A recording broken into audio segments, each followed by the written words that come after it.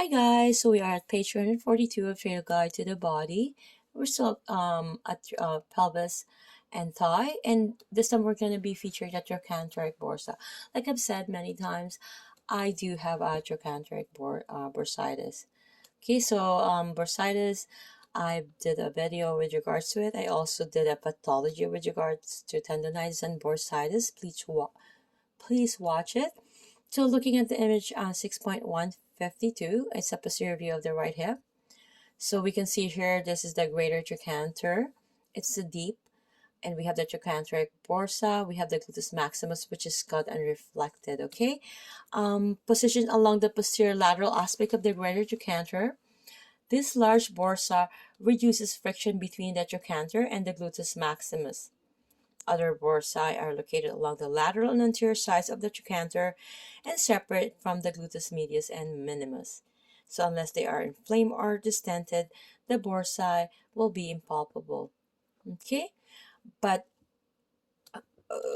there's some testing. But anyways, we will be doing some testing, and we can in a later video. So looking at this image here, we have here ligaments, tendon, fascia, and retinacula are all forms of connective tissue.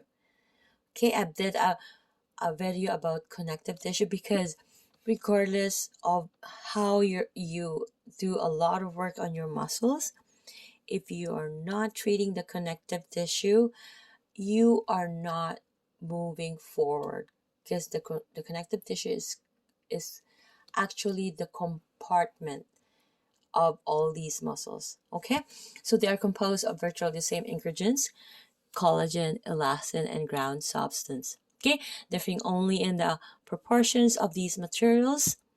So for anatomical purposes, these bands and sheets have been categorized individually, although they are not separate structures. Collectively, they form an incredibly matrix that spreads throughout the entire body and supports it.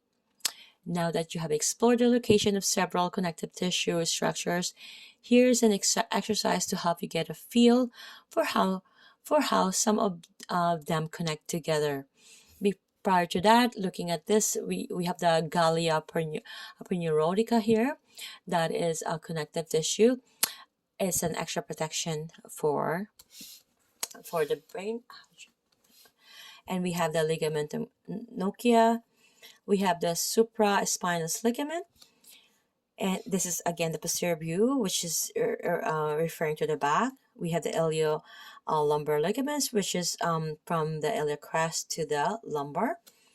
We have the posterior sacroiliac ligaments, which is again is self-explanatory.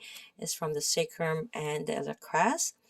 And we also have the sacrotuberous ligament. Again, it's from the sacrum and from the tuberosities. Okay, and then hamstring tendons.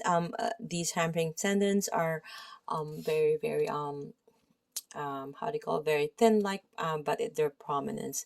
So having your partner in prone, so locate the proximal hamstring tendon as it attaches to the ischial tuberosity. So follow the tendon superiorly as it melts into the sacrotuberous and then to the posterior sacroiliac ligaments and iliolumbar ligaments on the sacrum. Okay, so continue superiorly as the sacroiliac ligaments blend into the thoracolumbar aponeurosis and the supraspinous ligament between the spinous processes of the vertebrae. Ultimately, follow the supraspinous ligament all the way up the spine to the ligamentum nochii. So, and finally to the gallia perneurotica surrounding the cranium. See you guys on page 343.